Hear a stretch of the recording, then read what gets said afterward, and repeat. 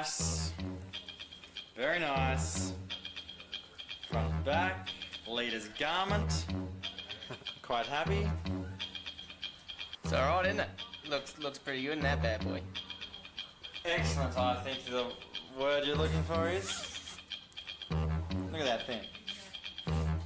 Looks beautiful, doesn't it? Beautiful. Now, only if you're ready for this. Welcome back to the OTB podcast, the original and still the best New Zealand mountain bike podcast, brought to you by Maxxis Tyres and Fox Suspension.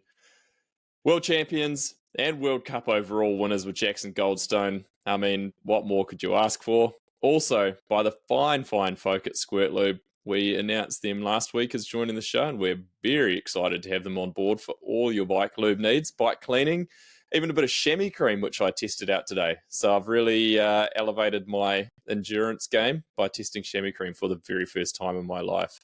I'm sure you'll all want an in-depth review on that. But before we get too far into it, we've got the usual band back together. Everyone's here. I'll start in my top. Chris Vanderkult, welcome back, mate. Good to be here.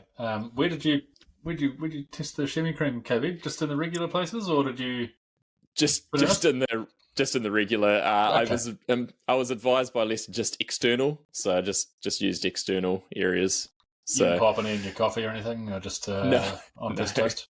No, haven't tried it on toast. Lester, you're back. I'm back. Yeah, great to be back again. Yeah, I've been. I can't remember why I missed the last one. I think it was family things going on. I think it was heat adaptation training. That was what I'd heard. Oh, it's too late for that now. Shit. You were on the trainer in the rain. It did cross my mind, but no, I'm blowing it. And Red Dog, he's here. Good You're evening. always here. You're reliable. You're like the Toyota of the podcast. You're always here. You're always reliable. I am the Toyota of the podcast, eh? I'm always here. I always start. You Like might a actually be Hilux like that can't be killed. Yeah, you might be like the Toyota Hilux of my friends even. You're always reliable. You always text back. That's I'd right. agree with that to a degree, KB. Sometimes it takes a while. I'd say he's the Toyota high ace of my friend group. Yeah, the kind the that has been 2.4 used, diesel. Yeah, but the kind that's been used as a vegetable delivery van for the last sort of 30 years. Smells of half-rotting cabbage. Was the Previa a Toyota model? Because that's probably more Red Dog. The one I owned was in a steamer, and there was a Toyota model. The steamer. That's right. Yeah. R.I.P. Are you actually Tongan? We could 116. we could do a whole podcast on Red Dog's vans. Well, we did kick around a shirt idea this week that to highlight the vehicles of the national series. Yeah, Like the Danger Bus. Danger Bus would have to be on there. Great Kiwi Unfortunately, downhill the vehicles. 4 people who know those times are on this podcast. Yeah, that's true. That's true. Yeah. We might be going too niche. And most people can't relate because I tell you, judging by the type of vehicles that the downhill dads and mums are driving around Nelson last week, whenever it was, the secondary schools, Yeah. there's a lot more brand new Ford Everests and Rangers and a few Land Rover Discoveries. Not like the old one, like mine, like new ones. No. You were heavily exposed to the new world of mountain bike racing last week with the secondary schools on here. And I've just realised as well, KB, you've always said that when you go to the downhill races these days, you just kind of hang out with the dads and chat to them. I've started to think you're just looking for investment. You just chatted to high net worth. Yeah, looking You're for right. podcast investment. That's right. So if there's any downhill Do I mums have and an dads out there opportunity? that want to throw a few investment dollars our way, can't guarantee any returns, but we could mention their We could mention their kids on the podcast. Might help. That's right. Any of those aforementioned car companies. yesterday. Absolutely. I'm going to start my first item on my podcast thoughts notes this week is Sammy Maxwell. What an absolute legend. Hero. First ever World Cup overall title in mountain biking for a Kiwi. And she just, what a season. Like 6 was her worst result. She's just been incredible. She's on the podium all but one round, is that right? I think that's All but right. one race, yeah. I think the Including 6th was world her champ. worst result. And world. Fucking hell. Yeah. Did it with Yeah, it's style. unreal. Crazy. I think when She Cover coming maybe. across the line was kind of, to me, just kind of summed up Sammy. Like, she gave some high fives as she was coming to the line, and then she just cruised across the line. There was no big fanfare, no arms in the air or look at me or whatever. And then it was basically just all about one, like acknowledging kind of what she'd been through with the stress of it all and blah, blah, blah, but also just her team and, you know, trusting those around her and all that. And it was very, very obvious at the finish there how much value she puts into her team that she's in. It was pretty awesome. She's so genuine, which is what I love about her. Like, there's absolutely no fronting with her. Like, she says what she thinks. She lets it rip. Like, there's no hiding behind anything. Did you guys say there was a clip? I think it was the UCI put it up after the second last round. She's on the ground, absolutely tapped. Like, looks like she can't really stand. And there's a little girl in the keyhole that yells her name. And Sammy drags herself up off the ground to go and like give this girl a big hug and stuff. It's like, fucking hell, that's how it's done. That's class. There was another video where she got on the microphone after she crossed the line with like the live announcer, and I think that was the girl she was looking for. She was like shouting out her name, "Where's such and such?" And I'm pretty sure that was who it was. And she found her and like gave her bracelets or whatever that she had on when she was racing. And that's awesome. Yeah. Do you think Sammy would come on as the patron saint of the podcast? I'd probably have to talk to her management about that. I think she's got too big for us now. I doubt it. I bet she wouldn't say that. No. She'll be in probably just have to get in the line a little bit, I think. Yeah, exactly. Fantastic role model, though, eh? Like, you couldn't be more proud for someone like her to win, really. Yeah. I was actually thinking, like, as far as just general New Zealand sports people, that, like, the way that she carries herself and her season that she's had, topped off with the overall win, is got to be up there in terms of, you know, like very historic New Zealand sporting anything titles. Well, I mean, we've never had anyone close. She's got the kind of Kiwiness that Kiwi sports people fucking love, right? Just the humility and the normalness, and then she's crushing it at the top of the sport. Like, I don't know, maybe there's a bit of a rant, but I wish we could find a way in New Zealand to actually embrace people from outside the mainstream sports when it's not Olympic years. Because, you know, she's someone that Kiwis would love. Put it this way, if you own a big dairy brand in New Zealand, or you work for one, here's a spokesperson for you. Get her on board. Get her some of those corporate sponsorships. Well, she's got Ford. She doesn't need Fonterra. Yeah. Is she running a Ranger? Do you think she's in line? I hope so. I reckon she's driving a Courier, a Ford Courier, but an older one. I don't know why. A two-wheel drive single cab. They passed down it. It's actually an X-Trade-in. Yeah. Yeah. She requested one that was originally sold to a farmer. Her dad bought it. Her dad bought it new in 1985. Yeah, that's right. There's a brand new Ranger in the driveway. A manual. It's had some good panel beating. Do you think she's in line for the Halberg Award? You'd hope so. I think we start the campaign. I heard she's getting a Nobel Prize.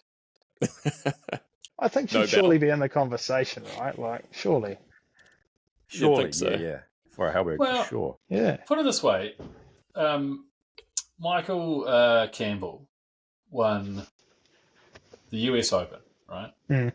One major, one round of golf, and he got knighted.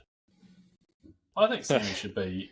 We don't knight ladies, do we? A dame. Dame. What is it? Yeah. There you go. Yeah.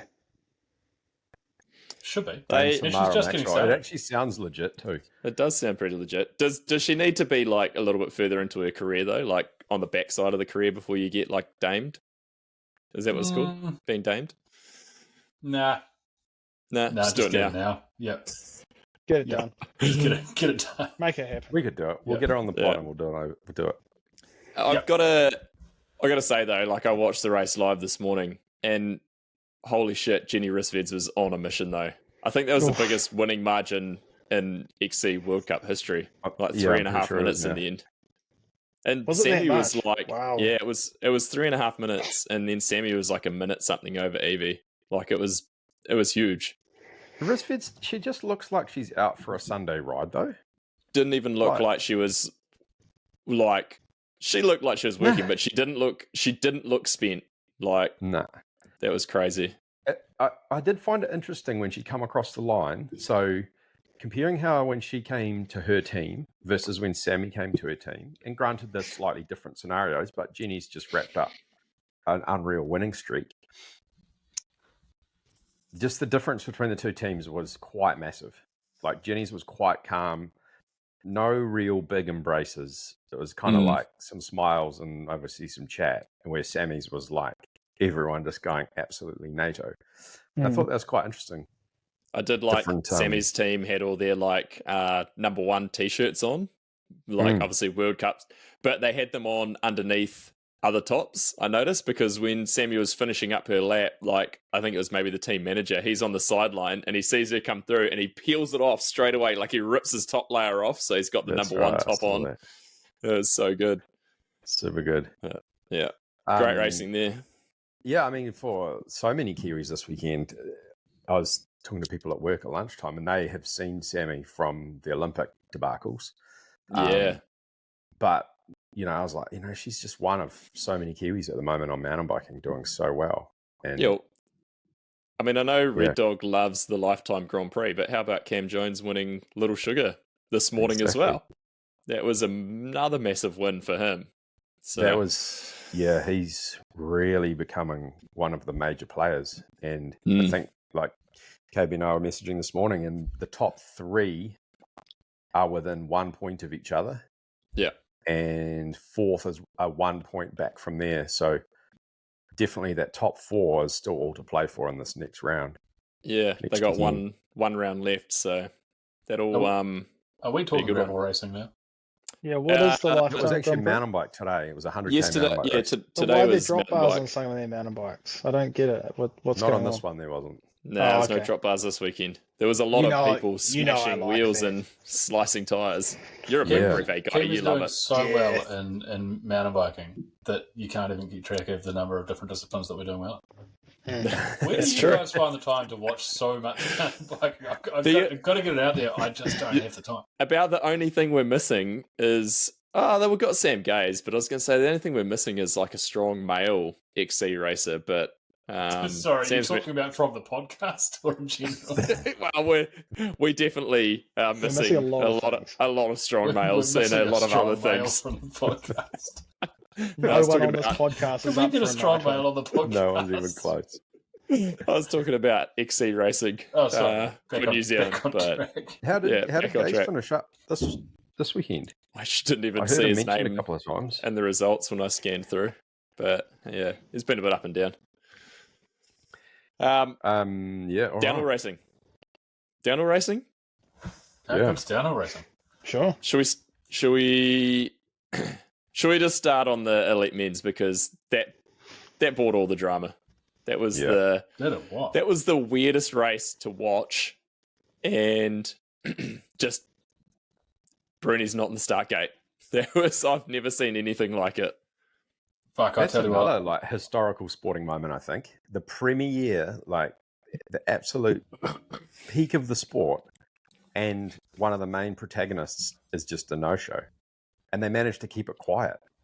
Yeah, I did love the confusion that even the commentary team are just like, he's having a baby pretty soon, so maybe something's happened. I'm like, well, it'd probably be faster to ride your bike down the hill than to go back to the gondola if that was the case, but... Yeah, I would. It's too risky, Kerry. He was in the start box, wasn't he? No, he said in that interview afterwards that he was at the start hut. He was. I think he was at the start hut, but he didn't go in to the gondola. Oh right, yeah. There's only that salty old dog who was like, "Nah, show's over, folks." Yeah, they pulled the wand out. Yeah, they dismantled it.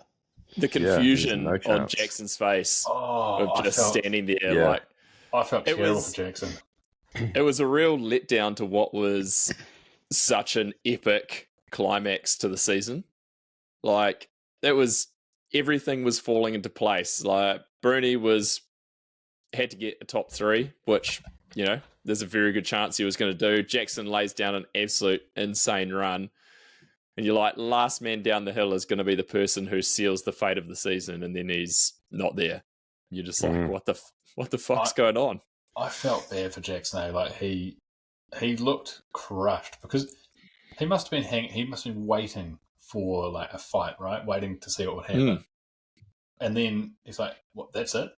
He looked so deflated, and then I think it must have been made worse by the fact that people were speculating that Loic had just pulled a pin and didn't want to race, which obviously was not the case. But yeah, there was a lot of shit comments on social media about that. People like saying, "Why did he even show up there? Like that was bullshit that he even went to the top and blah blah blah." And I'm like, man, the guy did everything in his power to try. Like he got up there.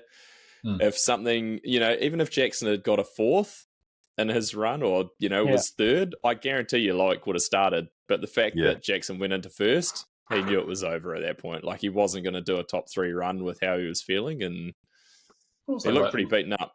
Loic's got to be one of the most professional guys out in the game. There's 100%. No way he'd be pulling some bullshit, No. And the way that they played that, though, like, I think that deserves a lot of respect, that they managed to, like, keep a lid on it, keep it quiet until there was a decision essentially made for them. Yeah. And then, like, that's professional sport. They played it at, that's a high level kind of They pushed Jackson to the edge. Well, yeah, and in saying that, Jackson delivered, didn't he? Like, yeah. Well, I think Jackson did he what? Jackson, I think, was probably partly confused because he pretty much looked like he was willing to die for that. Like through the rocks, he was willing to die. It was ridiculous. And so I guess when you put it all on the line, and then the guy isn't there, you're like, I risked all of that. Yeah. For him not to show. The speed that Jackson rode through those rocks was just mental. Nothing. It looked like. I mean, you've ridden that, Red Dog. Those things are like the biggest square edge curbs you'll ever see. Yeah, all pointing. And he didn't even look like there was any square edges on them. He jumped a whole lot. He bounced through them in 3 jumps. But like some of the gaps and backsides and stuff that he found, no one else was anywhere close. How was that one that he pre-jumped into in the open and nosed in? Oh my god! So fast. Yeah, that was savage. I watched his helmet cam run and I saw the rock he picked up off, because I was trying to work out I was like, there must have been something he jumped off to kind of like line it up as a gap, and then there was a rock quite far back that he kind of picks up off. Obviously there's nothing much to it, but man, he knows that thing in. That's looks crazy. like when he's on a run like that, he looks like he's going so fast that he's finding lines that he's not seen before. Because he's just going so quick. Yeah, like you can only do them at that speed. Yeah. And I bet that's happening some of the time. How was that next section down after the rocks, and they kind of went out in the open, and then they jumped in to that section. Tripled in. Yeah, they were like tripling in, making a slight right, and then gapping down that sort of like step down thing again. And they were coming in so fucking fast into that and just bouncing off the corner and basically skimming off the top of a lip, which was something that hadn't even been jumped until like 3 years ago, of all the years at Mt Sainte Anne. That was wild. There's guys that have been there before. The Stevie Smith drop. And that wasn't there in our day. Nah. Yeah. Not in my day, son. They wouldn't have had those construction techniques back then, would they? No, that's a later edition. It used to just have a series of corners underneath the lift. It's like Leicester went there before there was a chairlift. we were riding runs there. But you only they got did one the run, climb. you had to push the whole way up the hill. We raced the hill climb and the downhill on the same bike. Yeah. That was within secondary schools I'm thinking of. Hill climbing and downhill. I Yeah. bet no one does that anymore. Does the trifecta. No way. Do you know what though? Did you guys pay attention to the fact that Asa Vermette was 0.3 of a second faster than Jackson? Yes. He was in the end. I wasn't quite sure about that. I knew he must have been close. His run was pretty sick too. Yeah. His run was tidy though. Like he looked much less like he was going to die than Jackson did. Yeah. I felt I was like, man, this is the Acer you've been expecting to see all season. Yeah, Was so the what's course with that that? deteriorated? Do you think? Nah. I don't know if it would have that much, because Mt Sainte Anne is basically like Pretty it's The solid. rocks don't wear it's out. prehistoric. Like it's so beaten down to the base. But also where Jackson made his time, because he was only first in one sector, right? But he was 2.5 seconds faster in the that rocks. sector. Like that amount of time over the whole course would be a huge margin. That he put that amount of time into that one sector is fucking insane. And I was watching when I was wondering when watching Jackson how like there must be times where his style is not as fast as it looks, and then times and scenarios where it's just way faster than anyone could ever be. And that sector was one of them, right? Because he was just as wild in the other sections, but it was that one where he closed all the time. Yeah, that was just mental through there, that pace. It'd be interesting to see. I haven't taken any notice of the splits, but it'd be interesting to see where all the splits line up, and then watch those sections of all those different people and see like how does Aces run through there, compare speed wise, and what does it look like compared to Jackson's one. Yeah, if you got real tricky on it, they've probably got both GoPro runs up on YouTube. There you go. We just do a side by side. Do a ghost. Chris Kilmurray, where you at? Quickly going to dip into the juniors while we talked about Acer. Jonty and Tyler, second and third. Well, Tyler and Jonty, second and third. Man, strong showing. Those two have been awesome this year. I've been pretty stoked to see what they've been doing. Yeah, Palmy Zone. How good. We did get confirmation that it was Tyler's mum that bought a T-shirt. It was actually a present for his dad. So his dad missed his podcast. Jonty's mum. Yeah. I that's tell right. You what, as a and he did say Palmy rules. Yeah, it makes me incredibly proud, just to know that we've got someone out there representing the great region of Palmerston North, of Manawatu. Who would have thought? Yeah. You could argue that. I'm going to say, KB, who would have thought? Excuse me very much. Red Dog and I would producing have thought. champions. It has you been could argue years. that you guys actually laid the foundations for Jonty's success. I don't think you could argue. I think you would argue. Like, it's not even an argument. That's like a fact. Who just a laid fact. those foundations? Hadley Boyce. Hadley Boyce. Oh, yeah. Boise. Where's the orange sticky shorts at? Mike Flyger. Yeah. Flyger. Oh, man. Yeah, there you go. Did you guys see Max? Did you guys see Max Olren's finger from practice? One of his fingers was just pointing sideways. It was pretty gross. Oh, fucking hell. So he still laid down a pretty insane run as well to seal up the overall. So well done to Max. I think he's going to go places. I think he's already there. Yeah. I tell you what an elite field it's going to be next year. It's quite exciting. I think it's going to be quite good. Like, straight away, Loic and Jackson, because it's presumably Loic sorts his league thing out. He'll come in swinging, because he won't be able to let this go, right? So you got that straight away, and then you've got, is it Max or Till? Max is the older one. Max is the faster one, I think. Who's the older? Are they the same year? I think they're twins, aren't they? Right. That Are would they explain twins? it. Well, they I must thought have been in the same year. Yeah.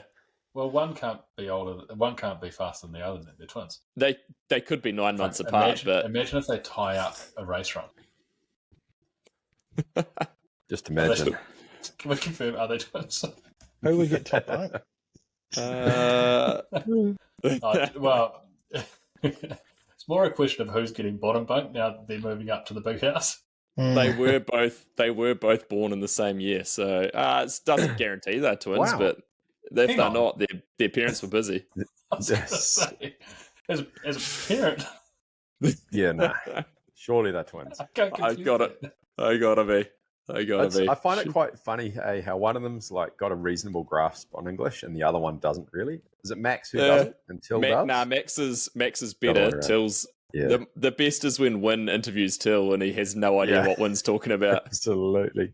It's like Win was saying that Max just learns all his English from watching Win's podcast. He vlog. watches everyone's vlogs. That's where he Which learns is his English from. in English. That's why he sounds like Bernard Kerr when he talks. From the UK. For some reason, it refers to Larder Man all the time. He's never seen last line, but he's Sam a bit grumpy Pilgrim. about the way they run it these days. Yeah, that's right. He's already got preconceived ideas. Anyway. Shit. Junior women's though, Ali. Yeah. First That was qualifier. a killer ride. Yeah. Second in the finals, which I'm sure, again, she's probably pissed about, but at least she's finished the season pretty strong. Yeah. She She'll be back. She rode very aggressively, It was quite good to watch, but not quite enough. No, By the finish line. I think she's got a bright future ahead of her once she gets settled into elites. So yeah, it's going to be that'll interesting. I mean, she'll be hungry, that's for sure. Why, have they not letting her eat at the syndicate? Is that what happens over there? Not unless you win. You know how it works with the syndicate, Red Dog? You eat what you kill. You eat. So you're going to kill it first, take it to Steve. Then Steve decides who gets to eat. Steve missed the last two races. That's why, like at the syndicate, if you're on like a bad streak, you have a rough race, it's really hard to come back because you don't get fed the next week. Like it's pretty rough. Yeah, brutal. Yeah, it's tough. And Kathy what was says the deal with the P card as well? So, oh no. What was the deal with Laurie Greenland? He didn't ride at all. I saw he was on crutches, but don't know. Oh really? Well, I'm pretty sure it was him. I saw a photo and he was in the background. It appeared that he was on crutches, but I don't know what the deal was there. I've heard. He didn't start. I've heard rumblings through the grapevine that he's out and going elsewhere. You've been reading Vital. I don't actually read Vital, but is that on Vital? Is it? It is on Vital. Yeah. Yeah. Did you put it there, Kathy? You don't read it, but you sure as hell put stuff there. He doesn't read it, but he contributes to it. So more a writer than a reader. It'll be interesting to see who slots in there, where that goes. I have. Who's free? Who's well? Andy Kolb is the first one that springs to mind because here's another one for you. Chris Kilmurray and his Nerd Stats had just a little one-liner in there saying, "Nice to see future teammates sharing the podium together." Didn't allude to what podium it was or anything, but that was the only one out of all the podiums that I could make sense that it would possibly be. Didn't he have at the bottom of that in a little thing like double checked with Andy Kolb or something like that? Oh, I didn't read that part. My eyes aren't good enough. Yeah, I think that was that post. BBC Verify got on there and was like, "This is not fake news." But then I've also heard that he signed with Scott, so it'll be I don't know, be interesting to see. Oh, right. He's proved his worth, man. Has he proved his worth? He is pretty rock. Well, not rock solid. He's had some serious speed at the end of the season, but he's good to see him land on the box for the last race. Can you see a good scenario where another top 10 racer goes to the syndicate though? You got a guy like Jackson. I think it's a bit like the Loic situation where can you have two top 10 guys in a team like that? Yeah, Commensal do. I think. Yeah, how's that? Commensal had 4. Commensal are about to have 4. They had 3 in the finals. That's my point, though, right? Like is how's it going to be at Commensal next year? Is Loris still going to be? Because Loris might not be in the top bunk anymore. I still think that Jackson would be, he's still clearly the number one guy over a guy like Kolb. But if you've got someone like Kolb who can get on the box, that's the ultimate scenario to have another dude like that. Well, I suppose that's the thing is it's like, fuck, he was on the podium, right? Like Jackson's just doing so fucking well in some of these races that it sort of overshadows just how good everyone else is doing. Yeah, actually, sure. speaking of that, how good's Lucas Shaw been the last 2 races? That was one of my guys points for being today. overshadowed. I'm so glad to see Luca back in form. Mm. That's heartwarming. You know, actually, the Americans as a whole, you had Luca in second, Dak in fourth, which, again, another guy who I didn't even think was going to be racing this season, given that he smashed his pelvis in the off-season. Pinky in fifth, Maples in 10th. You had Evan Medcalf, who I've seen his name, but privateer guy in 12th. And then Gwyn in 17th, along with Aletha winning junior woman and Asa winning junior men. So the Americans are strong right now. I think Chris Grice qualified for finals as well, didn't he? That's the name I haven't seen. He didn't make it to finals. No, I thought he so. did. That's the name I haven't seen for a while. I know, that's why I pulled it up, but no, I was wrong. How's this? So Cole in Q1 was 74th. He must have got a flat or something because he was like right at the back.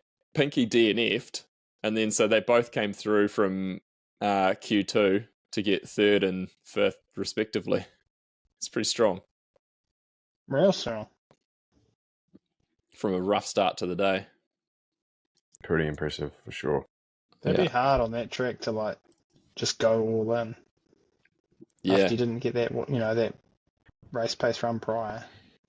Yeah, it'd be an easy one to try and push on and have a big old over the huge. bars Cammy Balanche into the tree. Well, I was just going to ask. Grim. I was going to ask what you guys made of Lockie's crash because Jesus Christ, that looked. He was lucky. Yeah. Oh, worst case scenario, right? Coming into those rocks. That's the thing you'd fear most.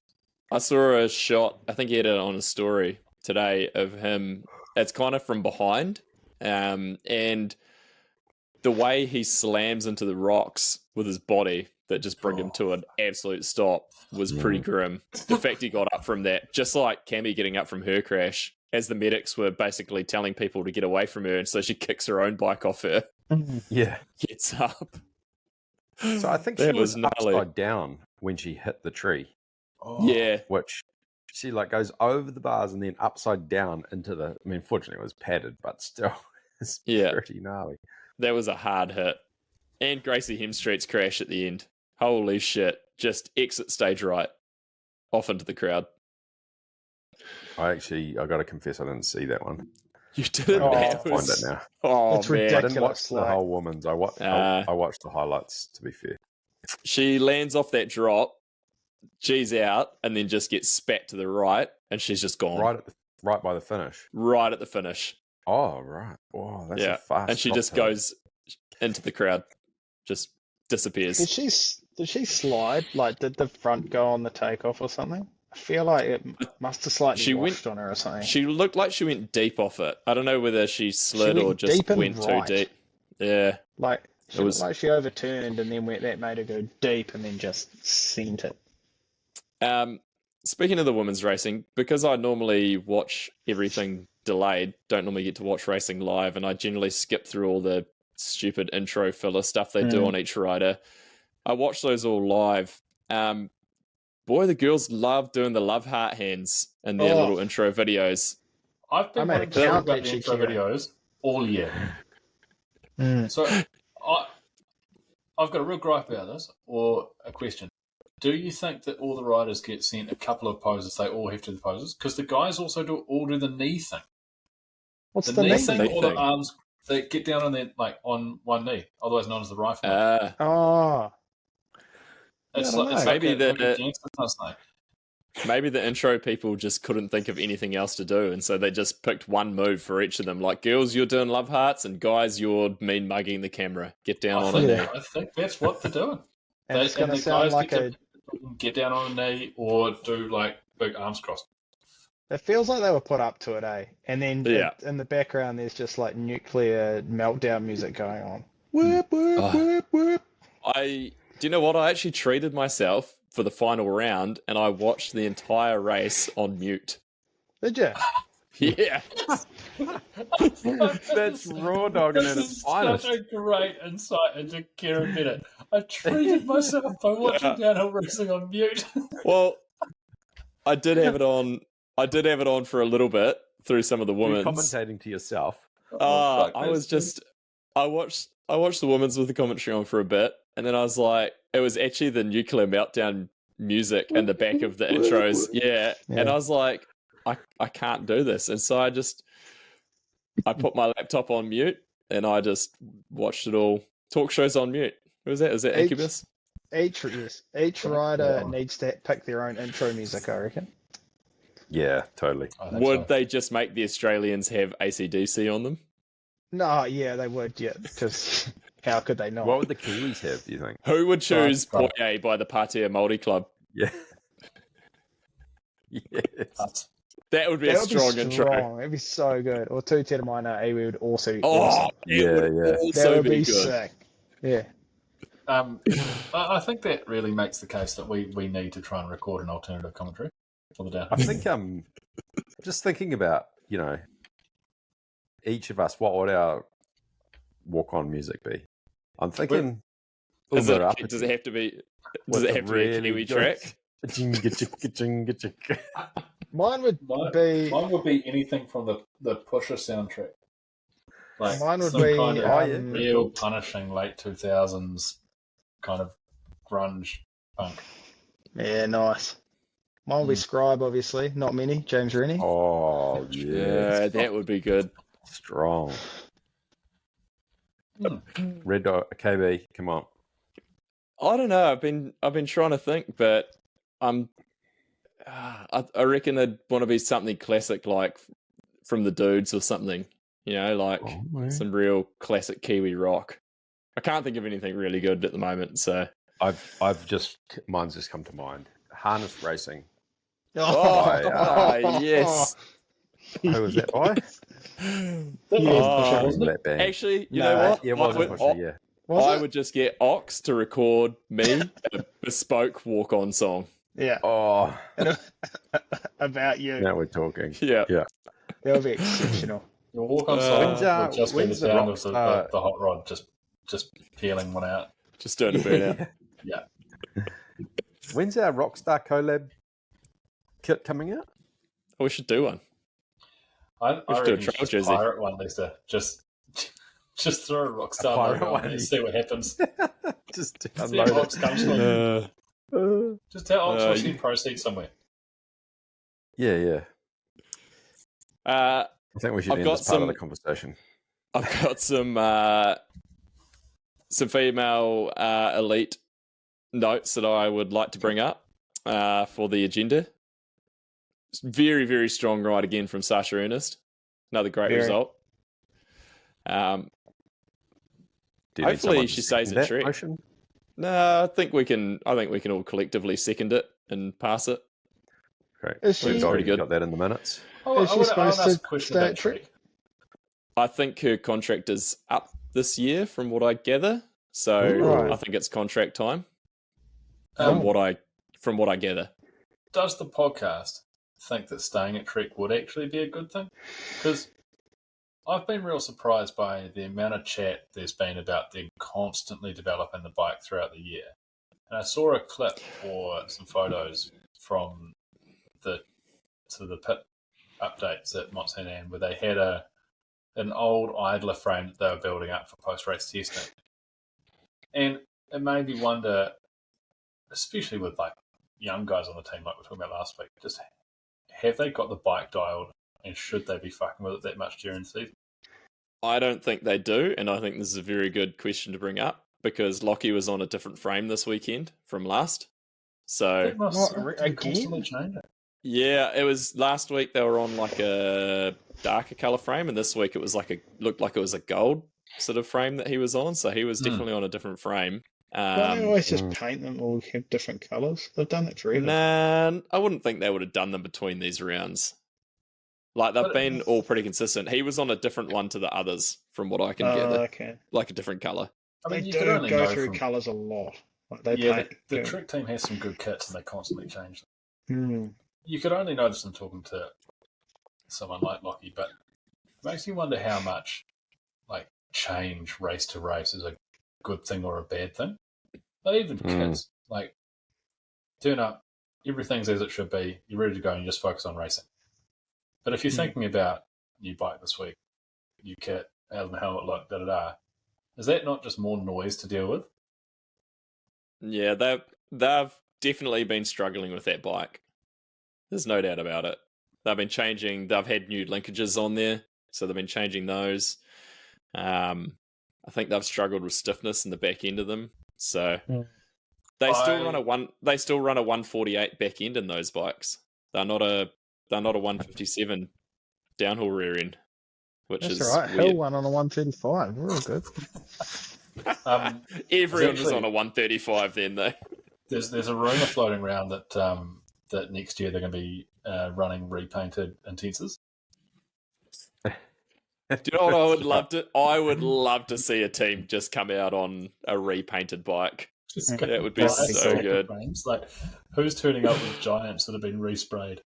Oh man, Giants just going to turn up next year with Intenses again. Oh, Giants those are the bike. days. Yeah, it's true. Yeah,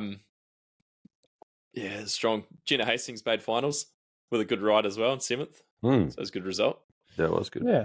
I was man. real stoked to see Valley Hole in shorts. Oh, it And looked good too. I thought we were going to finally have a reset of the Who last one in shorts stat because she was hauling ass. And then she got a flat tyre, so that sucked. But the shorts were a strong look. Yeah. Bring it back. I'm here for it. Bring it back. Someone needs to just start campaigning them. So, imagine if someone in the top 10. This would be like Hill when he bought pants in again. Yeah. Someone needs to campaign shorts again and just like Jackson. You imagine if Jackson just goes and races next season in shorts. Everyone will be back wearing shorts. Yeah. They'd definitely be tight ones. Annoyingly though, he should just run that speed suit with it cut off, with the bottoms cut off. And like the top of the speed suit hanging down like a day and easy. I think it hangs forward though. Speaking of which, that speed suit that he was wearing, I cannot see how that adheres to the rule of the old pinch test. No, it looked way tight. Does the pinch test exist still? Does it still exist? The pinch test? I think so. Does it not? No, I think the rules are more around like it has to be a 2-piece garment. Yeah, or it has something to like be that, a separate top and bottom. I know that much. That's why I thought it's a set of it overalls. Also have, I mean, if it has to be a 2-piece garment and the pinch test didn't really matter, surely you would just be running like condom pants and a latex shirt. Well, I think that's what he's running. I mean, essentially, yes, but why go if that rule? There must be some sort of something in there. Might need to actually read a rule one day, and then I'll tell you one thing about that speed suit of his is that it is far too short on the torso between the crutch and the shoulders. There is that thing is really pulled tight. That's true. He was standing in the keyhole trying to pull it down and get rid of the camel toe. The weird thing with this speed suit is that, like, when he stands there, it's sort of loose. That dude must weigh about 60 kgs or less. Soaking wet. Yeah. I also find it interesting that that not all the team, Laurie really hasn't always run it. I think it depends on the riders. I think it's only certain riders are in it because the other junior riders never been in it, and a few of the other Fox riders I've noticed haven't been in it either. So I think it's more of a like top elite rider type thing. When it comes Isn't it? Well, they Isn't actually it more about who make Steve it. decided to give it to that way? What's that? Actually, It's who Steve decides to give it to that way. well, no, they make it out of the pelt, Chris. Whatever you hunt and kill, if you don't have enough of a pelt that's to only why make someone it, Very, very fine leather. That totally makes sense. yeah, you don't get one. Yeah. Speaking of tips, sorry not to distract things here, KB, but Lit Kit Award goes to Canyon again. Yeah, I agree. That's Strong. nice. Yeah, that kit was legit. It's really it's heartening to hear that Troy Lee's taken on our feedback and they're pulling, getting the kit game back together. So that's good. I think that's the good we've done in the world. Yeah. Nah, Do it you was, think Troy it was good.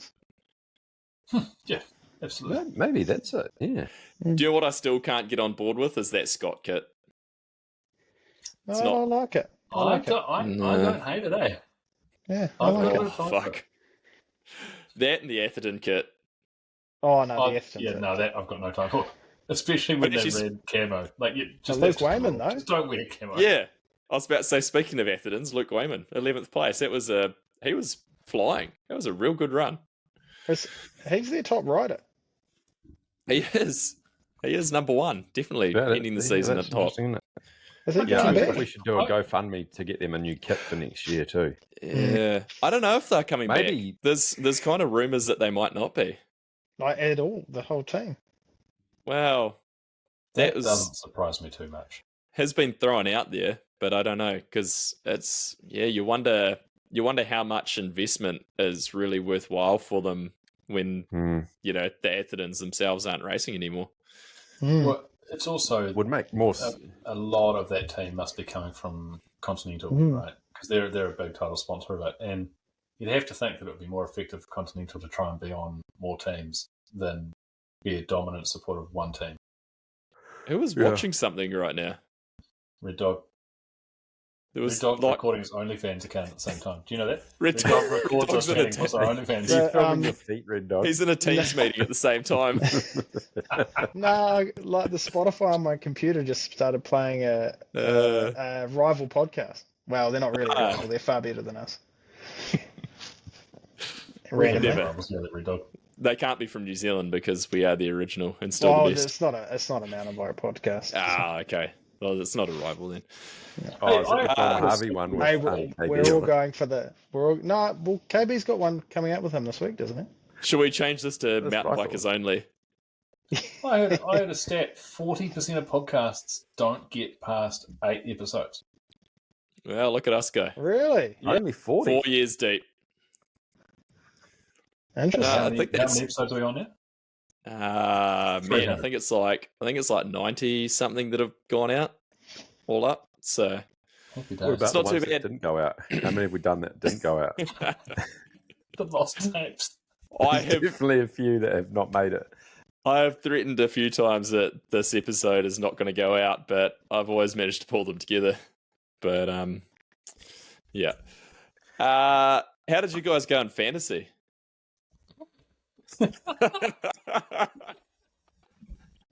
Pretty good, I think. Yeah.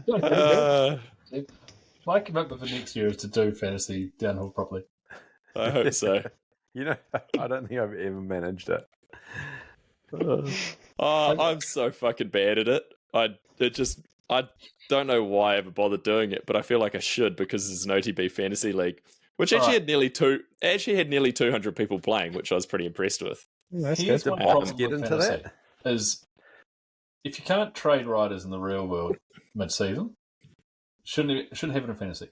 Set your team up at the beginning of the season, and if you get an injury, then you can pull someone off the bench, but they have to not worry to be on a factory team.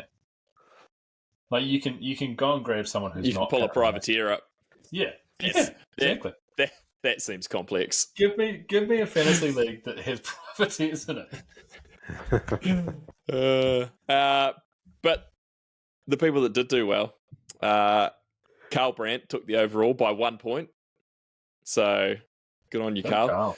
He's actually a local Nelson Mountain Bike Club committee member, so I'm going to have to drop him off a T-shirt at the committee meeting tomorrow night. Oh, good. Carl, Yeah. if you're listening, Nice. which I can only assume you are, get in touch, mate, and we'll have a yarn about just setting up a bit of a deal for you to run my team next year. That'd be good. Yes, let me know what your rates are.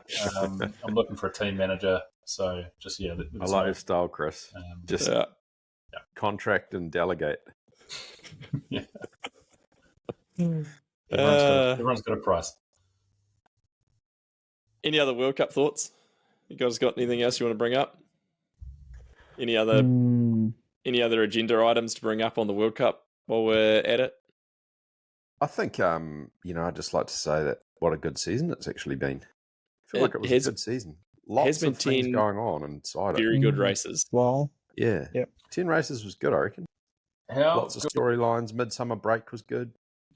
How good would it be if we waited a couple of months now, and then the whole World Cup circus just descended on Queenstown for a big money race that was the season opener? Yeah. How fucking great would that be? And we got to see all the new elite riders racing head-to-head with like the rest of the elite field. Well, did you listen to the podcast I did with Eddie? We spitballed this idea. So that's the one I haven't gone back and listened to. I've got I had a baby. So the idea that I've had, and Coronet Peak would be the ultimate place for it, is you do like F1 qualifying style. So it's just top 10 shootout. Yeah, you've got an hour to go punch out laps, and then the top 10 move through from that, and then they go down to the top 5, and then in the end, you've just got Ronan Dunn and Jackson Goldstone riding out of their absolute minds down Coronet Peak to win. Yeah, no, That'd be epic. Talked about this. I'm a huge fan of that model. I'd like to see it happen. Coronet Peak would be the ultimate. It's a pretty low risk hill. You can see a lot of track. The turnaround time is incredibly fast on the chairlift, so you could just punch out laps. But so here's the kicker, right? So it's invitational, but the day before race day, this is also what we talked about. Qualifier, right? Yep. So anyone can have a crack at it. So you get the Queenstown locals who can ride that track real fast and will literally risk their lives for $100. Yeah. And do you know who will go through?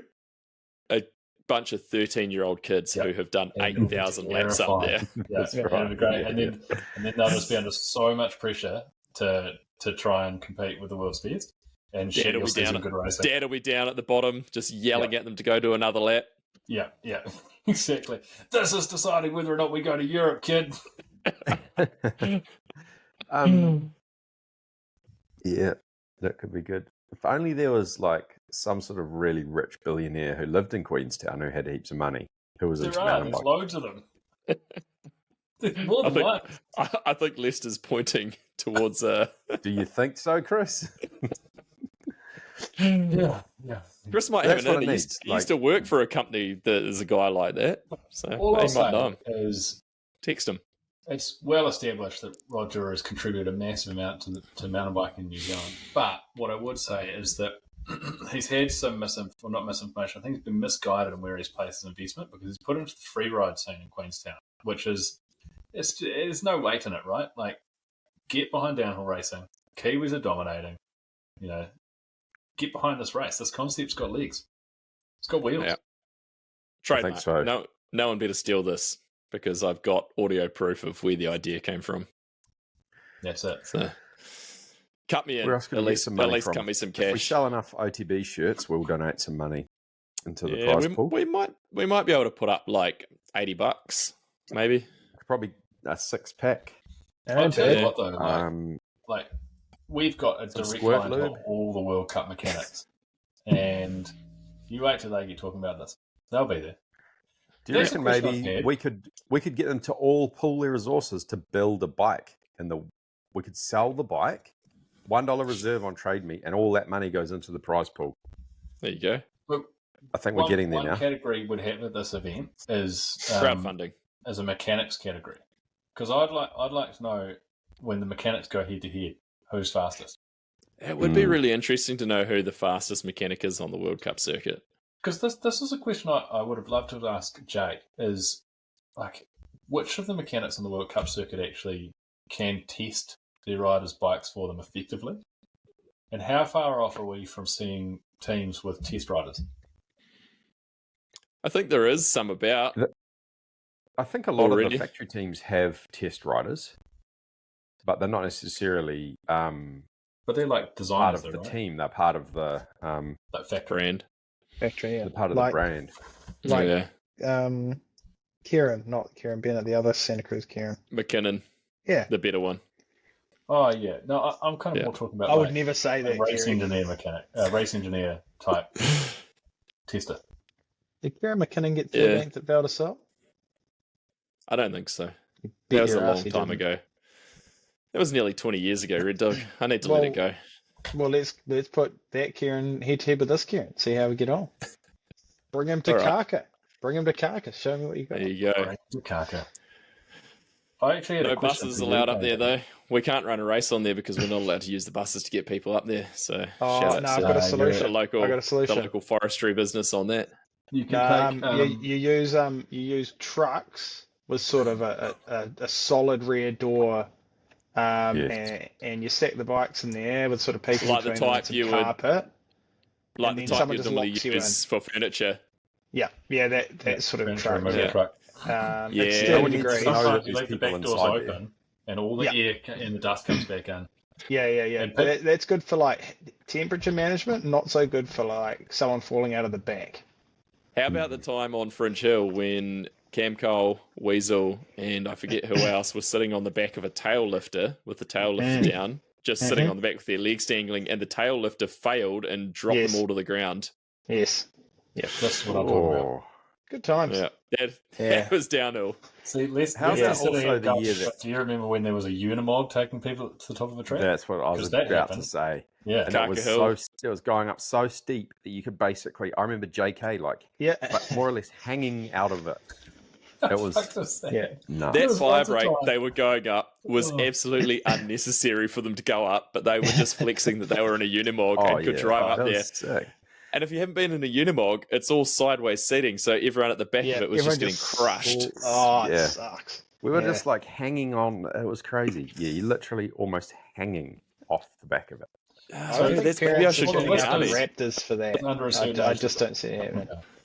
A Unimog, in case you're not aware, is an old military truck that was used for transporting people to the top of downhill. How fucked was downhill back in the day? No, it was How good was it? grassroots. Well, Grassroots. Like also, where I would still you get can't any from? believe. Can you imagine that? The club's like, cool, we're putting a downhill race on. How are we getting to the top? It was I'll go to Unimog. Unimog? It was the army. They had like Yeah. people from the army. It was like they were there on That's good. just driving it and everything. Yeah, that was a viable I option. love it. Yeah. I can't believe the stuff we used to get away with in the shuttle vans and trucks and stuff. Though, like Insane. me and Dodsy, when we used to run these Kiwi downhill days out the back on the downhill track in Rotorua before there was any kind of shuttle, and we would literally just go to the hire place and just hire box trucks and charge people money and drive them up and down the hill all day, or rally them up and down the hill all day. You're such a no one fucking cares. lister. Like it was crazy. I mean, we were printing money doing that, to be honest. But the hire guy was stoked. He was just frothing that we were there running these shuttle days in his trucks. My favourite one was Rotorua, where it was a flatbed, like big flatbed trucks with no sides. And everyone would stack their bikes on. You get cardboard boxes to keep your bikes separate. But then there'd be nowhere really to stand. So maybe everyone would stand around the bikes, but then there's nothing behind you. There's nothing to hold on to. And so you're holding on to bikes and other That are people. moving. And like sometimes you'd be I holding do on to someone remember on that. the other side of the truck so that you didn't fall off backwards. Imagine that these days. That would get shut down in 2 seconds. That's quite a long shuttle ride as well. It was pretty rough.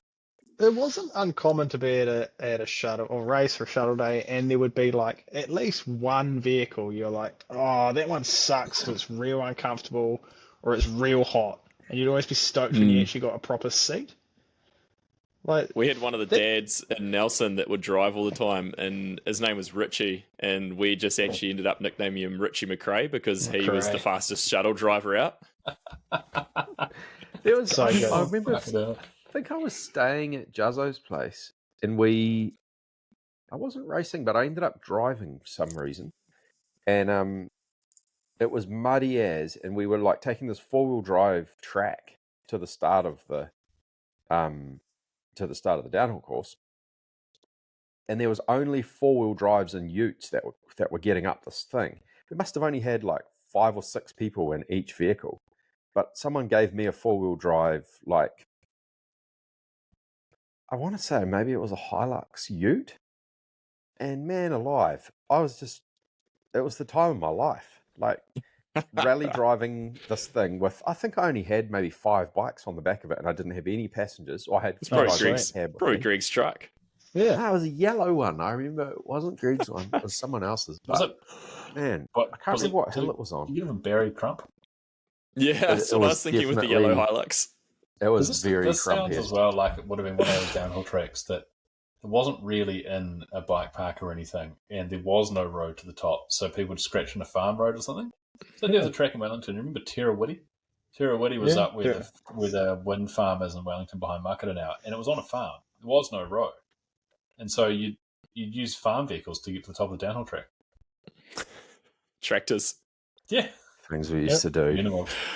I remember going, I was riding at Gentry with Justin, and his old man was driving us, and there was a one-lane bridge between their old house and Gentry, and he comes into this thing just wide open, just full speed in the Hilux. And we're just like, holy shit. And he's like, doesn't get any wider if you go any slower. Imagine Lockie turning up to like a downhill race these days on a prototype factory trek with like electronic suspension and everything on it, whole bunch of prototype parts, and then just chucking it on the back of a truck with a bunch of cardboard boxes holding it apart from someone's big hit. That's what JK did. Come back from the US. He's got his M1, his mid M1 with a remote reservoir shock on it. On it goes. Yeah, throw it on. She'll be right. And there's some kid with a fucking beat up hardtail just looking at JK going, "You're my hero." And it was me talking. while his flat pedal was like rubbing its way through his chainstay. God, that was gutting. So gutting. Oh man. What a time, eh? Yeah. Glory days, would you say? They were the glory days? I think so. Bruce Springsteen would say they were glory days. Well, back to the question of last week, are we in the golden days of downhill? I mean, I think we're just proving that the golden days are well and truly behind us. The golden days 20 years ago. Fuck, we're old. I think the golden days for anyone is about 15 years prior to the point where you're at right now. Yeah, that's it. It's like right. recent enough to remember it, but not far ago. Yeah. I haven't seen it. Oh, man. Chris, you coming to the Walker? Have you changed your mind in the last week? Feels unlikely. I wanted to get out for a ride. So, listeners of the show of a certain demographic can probably relate. Just had a second child. I don't think I'm going to be doing any mountain biking for the next little while. And I can see now. I had a question for you guys, actually. When you ride your bike? And I kind of answered it myself and realised that this is how Red Dog got into bike packing. Because the only time to ride a bike is either on your way to and from work or in the middle of the night. That's it. Pretty much. Yeah. So is that correct? Very true. Yeah. Good. This is why Lester and I ride bikes on a trainer, and you guys are like, why do you ride on a trainer? Because it's the only time you've got. In fairness, if I spent less time doing this podcast... That's right. Don't blame the podcast on your lack of bike riding. So we'll see you at the Renegade Muster, Chris. Sounds good. In about 10 years. No, fuck that. I'm going to go downhill racing. Yeah, let's do it. Actually, you know what I'd like to? I'd like to go enduro racing, and I have a question for you, Lester, as the person on the podcast who's most recently done an enduro race. Yeah, it's true. Tell us about the world of enduro racing. The world of enduro. Well, you guys might like enduro. You like ride around with your mates all day, and then you like race down the hill, and you like cruise up to the next racetrack, and you race down that one. That's lost best done KB in the at dry mates. though. So when do you do you sleep in a bivvy bag on the side of the track? Is it? That's not enduro. Oh, hang on, I'm interested now. Hang on, are we talking about enduro or are we talking about bike packing here? Oh, so you don't bivvy up an enduro? I'm so confused. I've got a problem for you, Lester. Here's why that concept isn't going to take enduro off. packing? Because it sounds way too sociable for KB, and it doesn't sound hard enough for Red Dog. Well, it's I'm keen. I'll come. It was a good time, I have to say. Like the conditions were absolutely atrocious. But look awful. It was a good time. I mean, we had a pretty good crew. Horse, myself. Oh, actually, Horse ended up he breaking scratched his hand. He's all good. He's all right. He's all good. He better be making an appearance at the Walker. He reportedly rode 70 Ks on the weekend. I've already got fucking FOMO about Walker. Anyway, the conditions were terrible, but it was actually a real good race. The course selection, trail selection was pretty good, but it was kind of just a bit of a damper because it was so wet. I just was in total self-preservation mode, Does as I sound think most people were. It is a bummer when it's that wet there. It's not fun. No, it was still a real good event, and we still had an awesome time, but it would have been so much, like if it was dry, it would have been sick. Instead, it was just quite good. You did that real wet one that I did, Lester? Yep. Was it like Byron as well? Byron was there? Rankin? Yeah. One of my all-time... Bang was this race. Bang would have been there.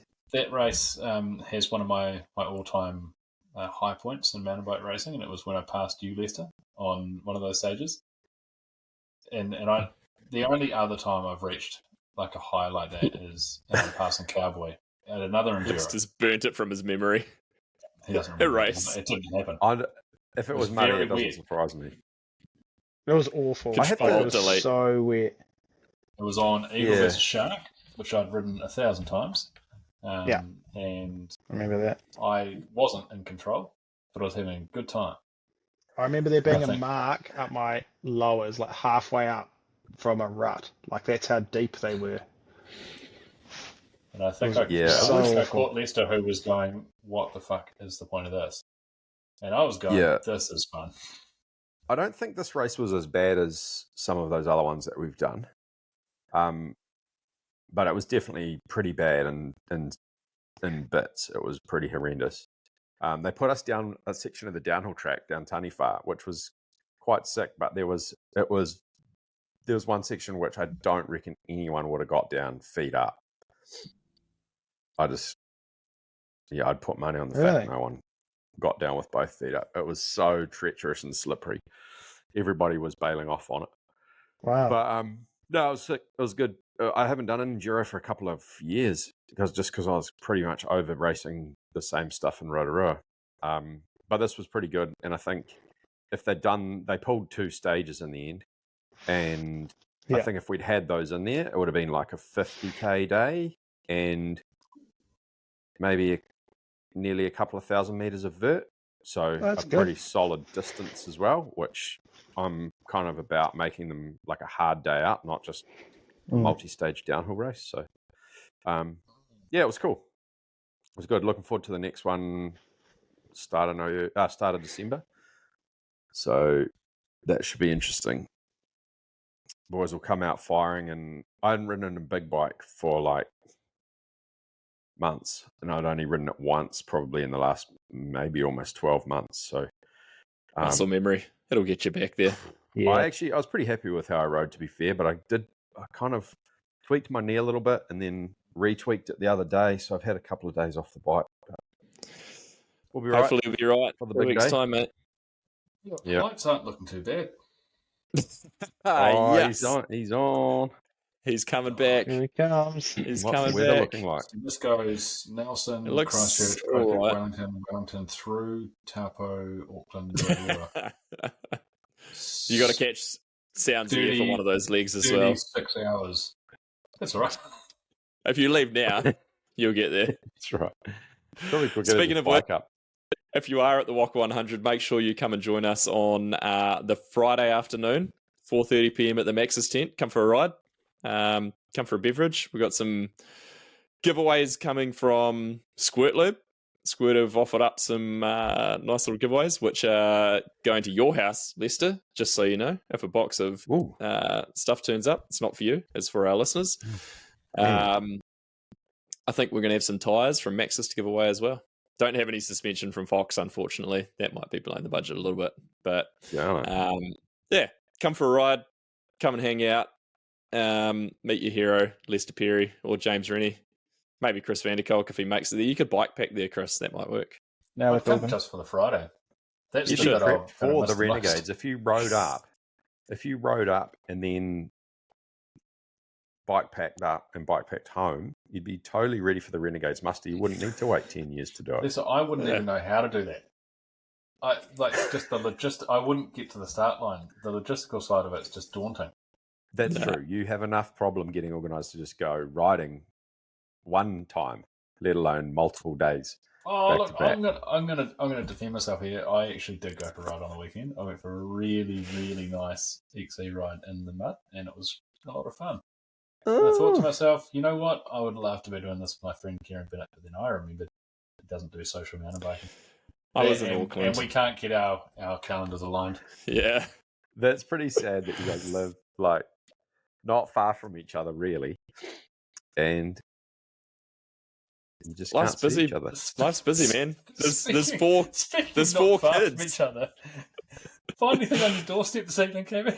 Yeah, you clearly don't look at your phone on WhatsApp. As with multiple, you've had multiple messages to you. I was this evening until 10 minutes before tonight. I did find some tasty State of Play beers. Thanks, Chris. I thought I heard someone walking quietly out my driveway, and I was like, "That was weird. Surely not." And so it was a bit of a test run to see whether or not I could get into the spa. I was going to say. Go on, Chris. Come over the side fence. Come over the side fence. Is that what you tell the neighbours? Yeah. Hop over the fence. I haven't tested the water in a couple of weeks, so you're taking your skin into your own hands if you do hop in there at the moment. I don't know what's been growing in there. So I'm not going to get to your spa and take my skin in my own hands, mate.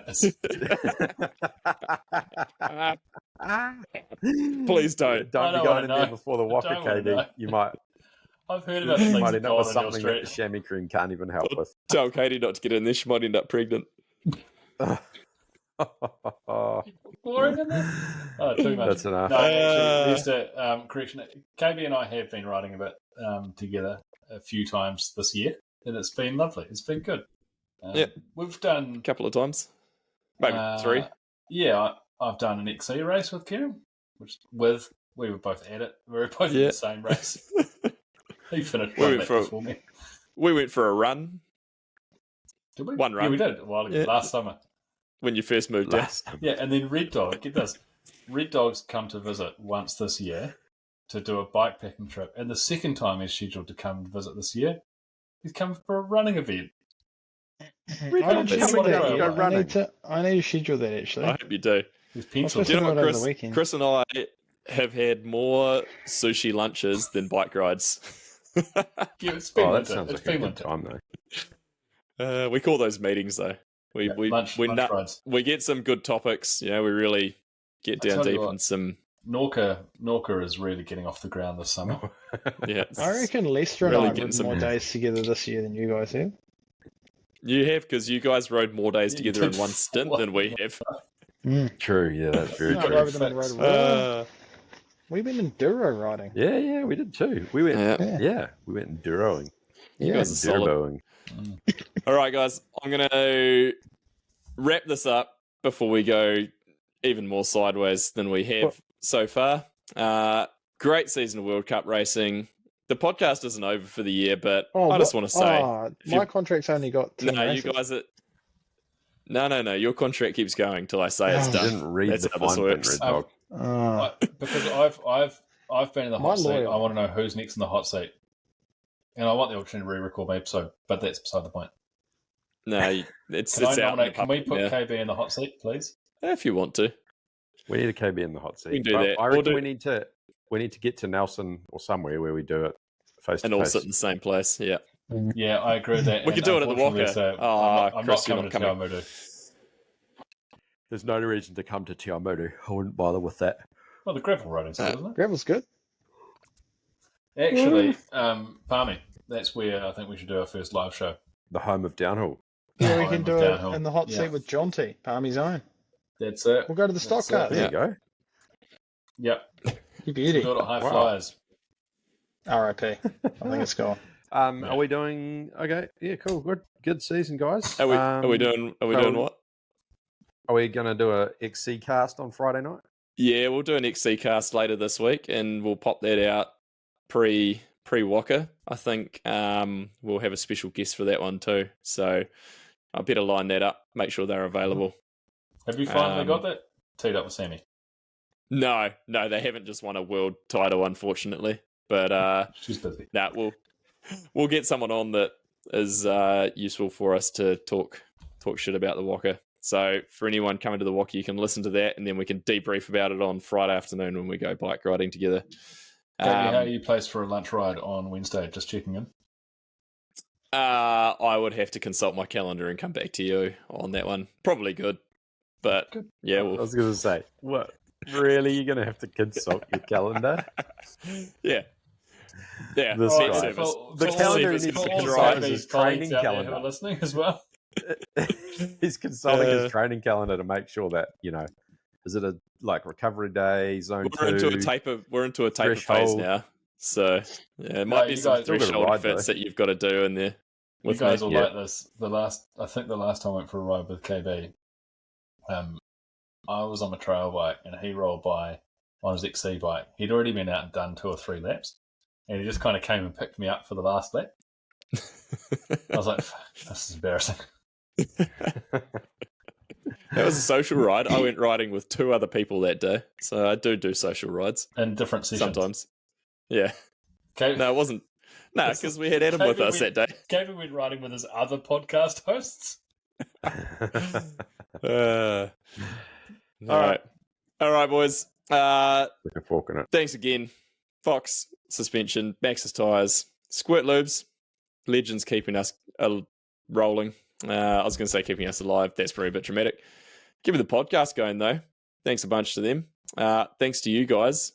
That is Lester, Chris, and Red Dog. And also thanks to you guys. That is the listeners. We appreciate you guys. And it's been pretty cool to see how much it's actually grown this year. We've reached a new audience, I think, boys, which is exciting to see. So long may it last. Those poor people. Yeah.